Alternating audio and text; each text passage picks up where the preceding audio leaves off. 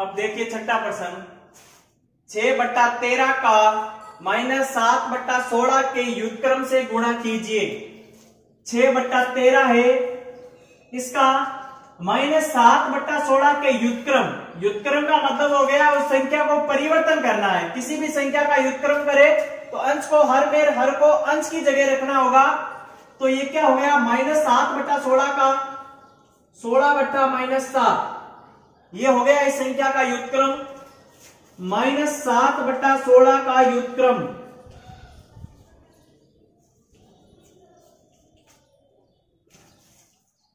-16/7 लिखो, चाहे 16/-7 लिखो, ऐसा आप लिख दोगे। अब आप देखिए इन दोनों को क्या करवाना है, गुणा करवाना है। 6/13 का अब -7/16 इससे नहीं, इसके युग्मक्रम से गुणा कराना है। तो इस संख्या का युग्मक्रम कर दिया जाए 16/-7। आप देखो 6 को 16 से गुणा और 13 को -7 से गुणा। 16 को 6 से गुणा कराएंगे, 16 96, 13 को 7 से,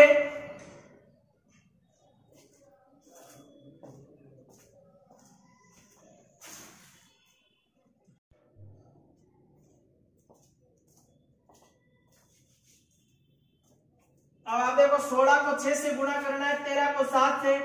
तो 16 को 6 से कराया 96/13 को 7 से कराया 91, और ये माइनस का है तो हमारा आंसर क्या गया, -96/91। तो 6/13 का -7/16 के युग्मक्रम से गुणा कराना था। तो 6/13 की जगह 6/13 और -7/16 का युग्मक्रम, तो -7/16 का युग्मक्रम इस संख्या को उल्टा 16/-7। तो इस 16/-7 से गुणा कराएंगे तो 6 को 16 से गुणा करने के दौरान 96 और 13 को 7 से गुणा करने 91, और यहाँ पर प्लस का था, यहाँ पर माइनस का, दोनों चिन्ह परिवर्तन हो या अलग अलग हो तो चिन्ह ऋणात्मक आएगा गुणा के दौरान। अब देखिए प्रश्न 8, पिछले प्रश्न एक प्रश्न 7 था।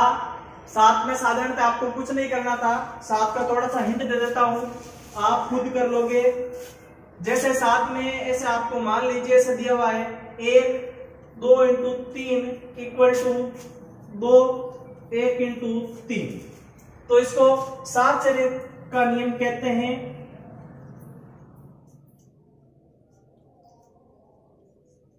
साहचर्य के नियम के दौरान अब देखो 2 को 3 से गुणा करो कितना मिलेगा, 6, 6 को 1 से गुणा कराया मिला 6, 2 को 1, 3 को 1 से कराया 3, 3 को 2 से कराया 6, तो आंसर क्या मिलता है, समान।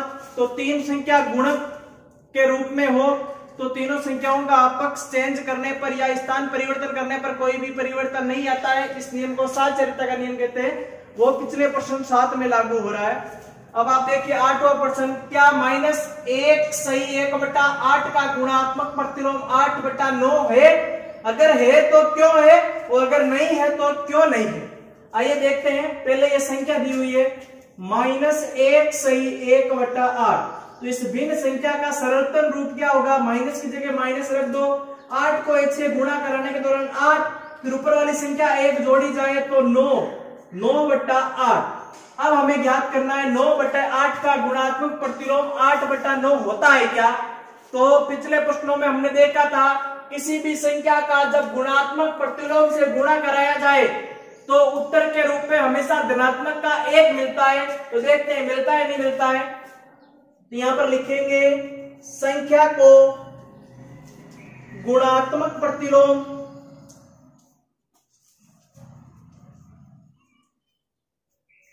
से गुणा कराने पर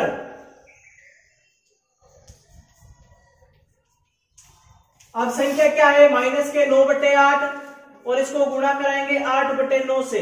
8 से 8 कट, 9 से 9 कट, लेकिन ये ऋणात्मक बच रहा है। इसका मतलब जो इसका उत्तर आ रहा है वो माइनस का 1 आ रहा है, लेकिन आना चाहिए प्लस का 1। तो ये जो संख्या है इस संख्या का गुणात्मक प्रतिलोम 8/9 नहीं हो सकता। कारण ये हो गया किसी भी संख्या का गुणात्मक प्रतिलोम वो तभी होता है जब उस गुणात्मक प्रतिलोम से गुणा कराने के दौरान धनात्मक का 1 प्राप्त हो। अब देखिए 9वां प्रश्न, क्या 3 सही 1/3 का गुणात्मक प्रतिलोम 0/3 है? अगर है तो क्यों है, अगर नहीं है तो क्यों नहीं है, ये चीज हम कारण सहित बताएंगे।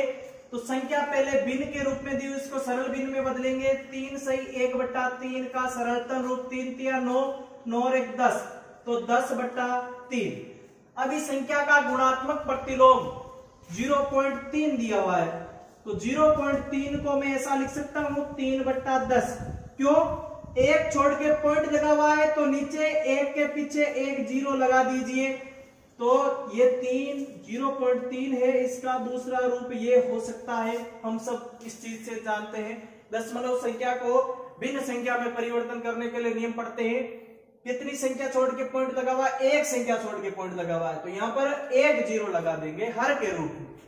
अब आप देखो ये 10/3 है, तो इस संख्या का गुणात्मक प्रतिलोम है ये संख्या 10/3। अब हम जानते हैं किसी भी संख्या का वो गुणात्मक प्रतिलोम होगा या नहीं होगा, वो इस चीज से पता चलता है कि उस संख्या को गुणात्मक प्रतिलोम से गुणा कराने के दौरान धनात्मक का 1 आना चाहिए। तो ये 10/3 को मैं अगर 3/10 से गुणा कराऊं, तो 3 से 3 कट, 10 से 10 कट, आंसर मिल रहा है 1, वो भी धनात्मक का।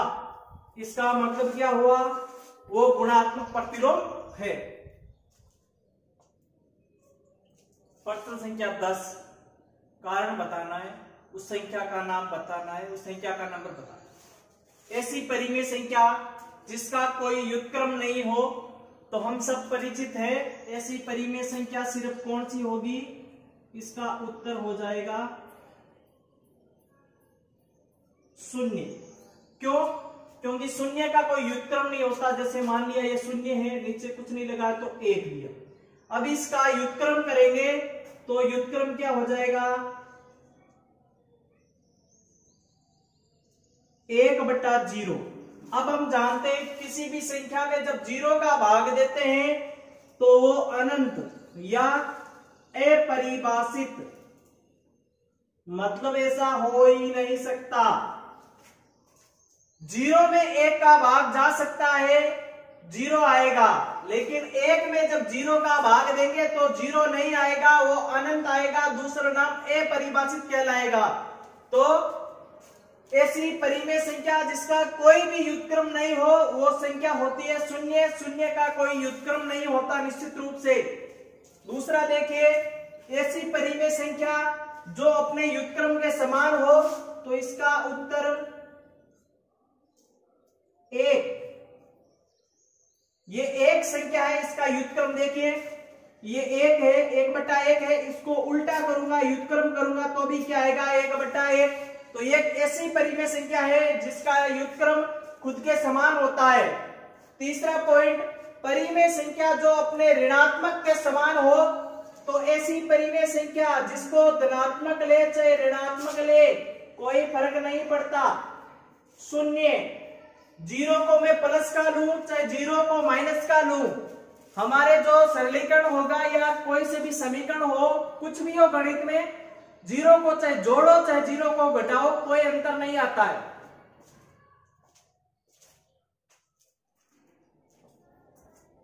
अब देखिए एक नोट 1 का 11वां प्रश्न, रिक्त स्थानों की पूर्ति कीजिए। तो पहला पॉइंट है 0 का व्युत्क्रम। तो प्रश्न 10 में हमने देखा था 0 का कोई भी व्युत्क्रम नहीं होता है। 0 एक ऐसी परिमेय संख्या है जिसका कोई भी व्युत्क्रम नहीं होता है, तो 0 का व्युत्क्रम नहीं है। अब दूसरा है संख्या है, कौन कौन सी ऐसी 2 संख्या है जो स्वयं के व्युत्क्रम है, जिनको व्युत्क्रम करे तो भी फर्क नहीं पड़े, तो वो हो जाएगी एक तो धनात्मक की 1 और एक ऋणात्मक की 1। इनको उल्टा करेंगे तो यही स्वयं संख्या ही प्राप्त होगी। -5 का व्युत्क्रम, -5 की जगह नीचे कुछ नहीं तो 1 लिख दूं। अब व्युत्क्रम करना है, व्युत्क्रम का अर्थ हुआ गुणात्मक प्रतिलोम, तो -5/1 की जगह आ जाएगा -1/5। अगले वाले में देखिए 1/x का व्युत्क्रम क्या होगा, तो 1/x को लिख देंगे x/1, यह हो गया इसका व्युत्क्रम।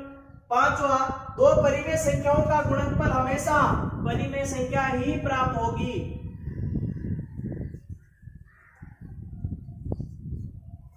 दो परिमेय संख्याओं का गुणनफल हमेशा परिमेय संख्या प्राप्त होती है। तो आज के इस वीडियो में हमने कक्षा 8वीं के 1.1 की प्रश्नावली का विस्तृत वर्णन देखा है। आपको प्रश्नावली 2 और प्रश्नावली 3 के वीडियो पीछे प्लेलिस्ट में मिल जाएंगे, बने।